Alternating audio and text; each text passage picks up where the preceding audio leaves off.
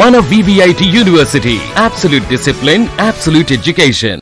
కానీ ఇంత నవ్వుతూ ఉంటారు, ఇంత ప్లెజెంట్గా ఉంటారు. ఇలాంటి సుగారికి కూడా కొంతమంది మరణాలు ఎంతోమంది అడిగారు మిమ్మల్ని ఇది. బట్ కొంతమంది మరణాలు మిమ్మల్ని కలిసి వేసింది. అసలుకి మొత్తం మీ లైఫ్ ఒక్కసారి బ్యాక్ వెళ్ళి చూసుకునే విధంగా చేసిందని కూడా ఎక్కువ నేను విన్నాను, చూశాను కూడా అమ్మ. ఎలా అనిపిస్తుంది అసలుకి? అంటే ఉదయ్ కిరణ్ మరణం ఒకటి, బాలచంద్ర గారి మరణం ఒకటి, ఈ మధ్యకాలంలో నాన్నగారి మరణం ఒకటి. ఇది మూడు ఒకటి చెప్పాలంటే అందుకే నేను ఉదయ్ కిరణ్ గురించి తలుచుకోను ఎప్పుడు. వాడికి అదృష్టం ఎక్కువ. అంటే ఉదయ్ మీ బంటులాగా ఉంటాడు కాబట్టి అంత మీ మనసుకు అంత దగ్గర అయ్యాడా? లేకపోతే దగ్గర అయ్యాడు. వాడు పిలుపు కూడా అలాగ అనిపించింది. వాడు పడే బాధ, వాడు పడే కష్టాలు, తల్లిదండ్రులను పోగొట్టుకుని తండ్రి ఒక విధంగా వెళ్ళిపోయాడు, దూరం అయ్యాడు. తల్లి శాశ్వతంగా దూరం అయ్యింది, ఒంటరి అయిపోయాడు. ఇప్పుడు నా పరిస్థితి, నాకు బ్రదర్స్ అందరూ ఉన్నా కూడా మా నాన్నగారిని పోగొట్టుకుని నేను తల్లి లేక తండ్రి లేకుండా నేను నించున్నాను ఇప్పుడు. కానీ ఇది నాకు ధైర్యం ఇచ్చింది. ఇంకా 8 నెలలు నేను నాన్నగారిని అలా చూశాను. నా తల్లికి కూడా నేను చేయలే. కూతురుగా పుట్టినందుకు నేను గర్వం అంటే అంత గర్వపడుతున్నాను నేను. దేవుడు ఎందుకో నమ్మి నా దగ్గరికి తీసుకొచ్చి పెట్టాడు కదా, నేను బాగానే చూసుకుంటాను, ఈ ఆత్మకు మంచి చేస్తాను అని చెప్పి నా దగ్గర తీసుకొచ్చి ఆయన అలా చూశానన్నమాట. ఆ ప్రాణం కూడా చివరికి నా చేతిలోనే పోవాలని. నా తల్లికి చేయలేదు, 20 నిమిషాలు ఆవిడ అన్నీ పోయింది. కానీ ఈయన 8 నెలలు బాధపడ్డాడు. ఒక్కొక్క చిన్న హెయిర్ కూడా ముట్టుకుంటే అంత నొప్పి వచ్చే మనిషి. అమ్మా అమ్మా అమ్మ అనేది. ఎవరిని చూసినా సుధమ్మ, ఎవరు చూసినా సుధ. ఆ మాట పడిపోవడం అన్నీ చూశాను. చివరికి కళ్ళు కూడా నన్ను చూస్తుంది. అవన్నీ చూసి ఆయనలాగా మనం ఉండకూడదు, ధైర్యం తెచ్చుకోవాలి. దాంట్లో నుంచి బయటపడడానికి నాకు 2 నెలలు అయ్యింది. అదన్నీ ఇవాళ కూడా ఆయన ముందు పెట్టుకుని ఇలా ఉండాలి. ఇదంతా లైఫ్లో ఫస్ట్ నెలలో కూడా నాతో చాలాసార్లు కూడా చెప్పారు ఈ విషయం నాన్నగారిది. తలుచుకుంటే నాకు బాధగా ఉంటుంది. ఎప్పటికైనా ఇంట్లో లోపలికి వెళ్ళి చూసిన తర్వాత ఆయన లేని రూమ్కి వెళ్ళి ఇవాళ దీపం పెట్టేటప్పుడు ఆయనకు కూడా ఆయన ఎక్కడ పోయారో అక్కడ దీపం చూపించి మళ్ళీ వస్తానమాట ఇంట్లో. ఎందుకంటే ఆయన ఉన్నట్టు నా దగ్గర. నమ్మరమ్మా, ఇది నిజం. నేను ఇది ఎగ్జాగరేట్ చేసి చెప్పాలా.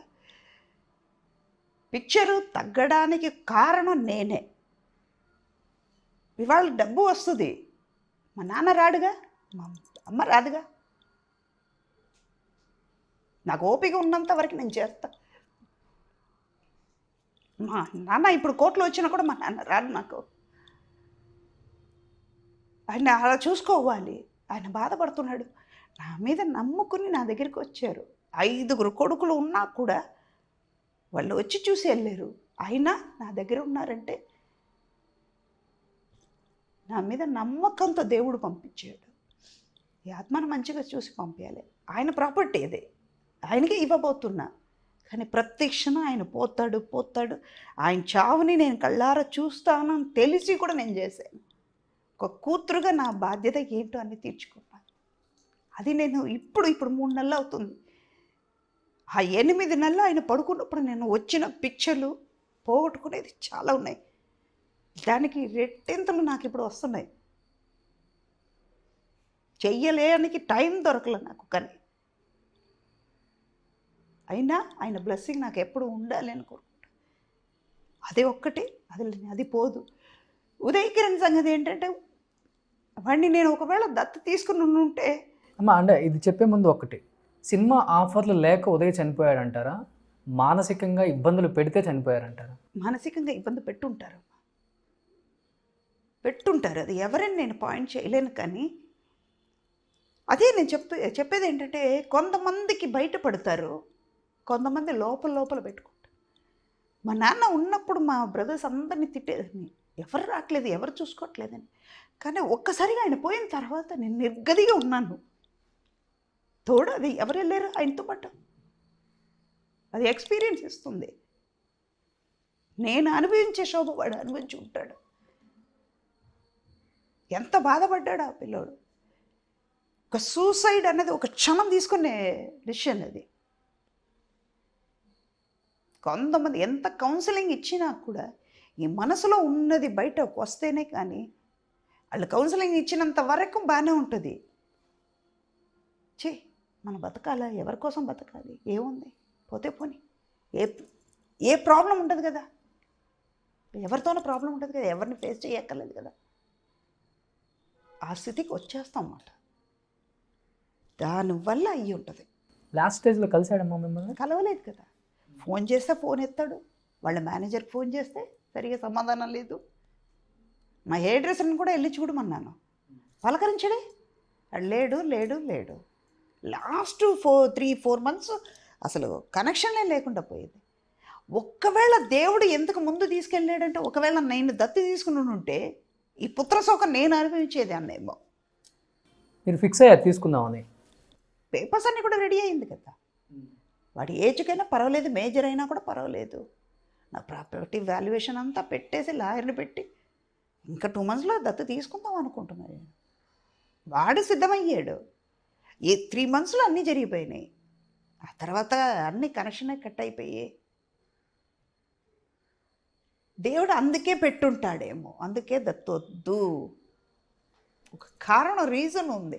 తర్వాత నాకు ఇప్పుడు అర్థమవుతుంది, ఏది శాశ్వతం కాదు. జననం అని ఉంటే మరణం అని ఉంటుంది.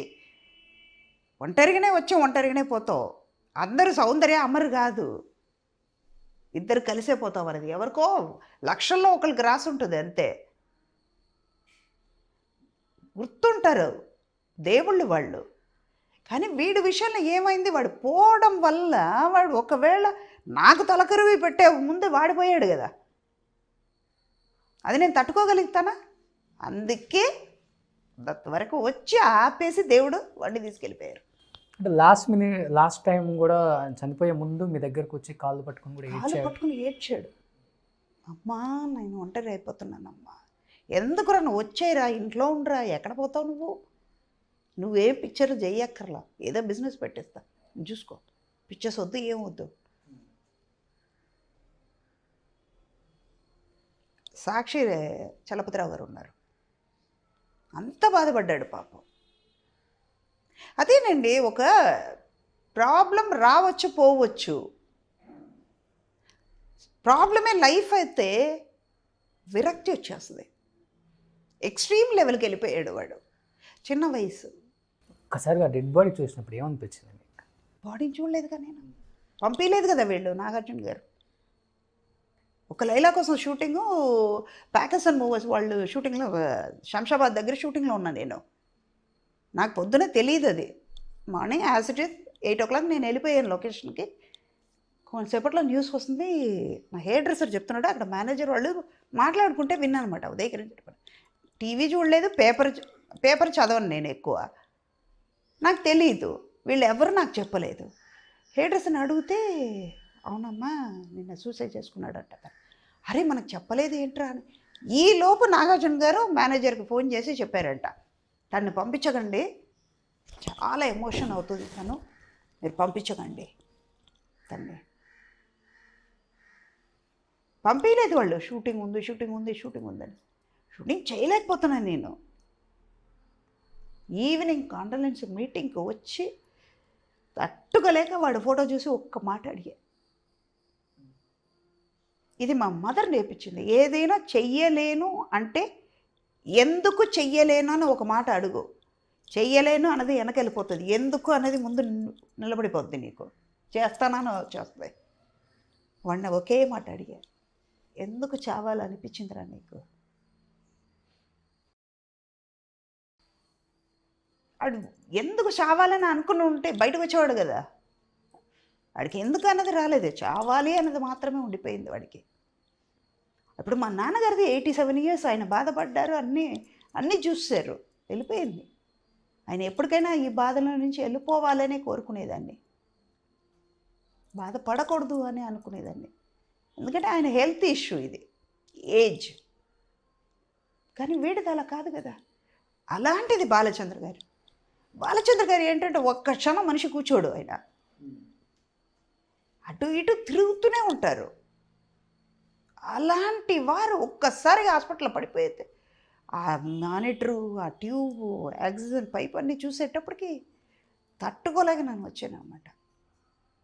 నారాయణరావు ఫోన్ చేసి నేను ఏడుస్తున్నాను, చూడలేకపోతున్నాను మన సార్ని. ఆయన పరిగెత్తేది చూసాం.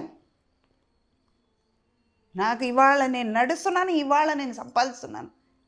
నాకు నడక నేర్పించింది వాళ్ళే, ఈ ఇండస్ట్రీలో నడక నేర్పించింది వాళ్ళే కదా. ఆయన లేకపోవడం నాకు బాధే. ఇప్పుడు మిగతా వాళ్ళు వస్తున్నారు పోతున్నారు, ఆర్టిస్టులు చాలామంది పోతున్నారు. రేపు నేను పోతే కూడా చాలామందికి బాధ ఉంటుంది. కానీ మనలో బాధ పెట్టింది కొంతమంది. మా మదర్ది కూడా నేను పెద్దగా అనిపించలే. సడన్గా పోయారు, ఇది ఎలా తీసుకుంటామని కొన్నాళ్ళు ఉండింది. కానీ మా నాన్నగారిది అలా కాదు, ఉదయ్ది అలా కాదు, బాలచంద్ర కాదు. కళ్ళ ముందు చూశాను కదా వాళ్ళని, దాది ఎఫెక్ట్ బాగా. ఉదయకిరణ్ అంటే ఏం చెప్తారమ్మ ఒక్కసారి? దేవుడికే తెలియాలి ఎందుకు అలాంటి ఒక క్యారెక్టర్ పుట్టించాడు, ఎందుకు అవన్నీ జరిపాడు, ఎందుకు అవన్నీ తీర్చాడు, సమాధానం వాడు చెప్పాలి. చాలాసార్లు అన్నారు బంటి నా కడుపును పుట్టాడు, ఉదయ్ నా కడుపును పుట్టలేదు అని. ఈ డైలాగు అసలు ఎంతమంది ఇది చేసిందో తెలుసు మాకు కూడా. అప్పుడు చూద్దాం, నెక్స్ట్ జన్మ అన్నది నాకు వద్దు, ఇలాంటి వాళ్ళు పుట్టించవద్దు. చిన్న వయసులో నేను ఇప్పుడు కూడా నేను కంట్రోల్ చేసుకునేది ఒక్కటే, ఒకవేళ వాడిని దత్తు తీసుకుని ఉండుంటే వాడి చావు నేను కళ్ళాలో చూడాల్సింది వచ్చి ఉంటుంది కదా. ఒక తల్లిగా నేను చూడలేను, ఇప్పుడే చూడలేను అన్నప్పుడు ఆ సిచ్యువేషన్ వేరే కదా. అందుకే దేవుడు అలా పెట్టాడు.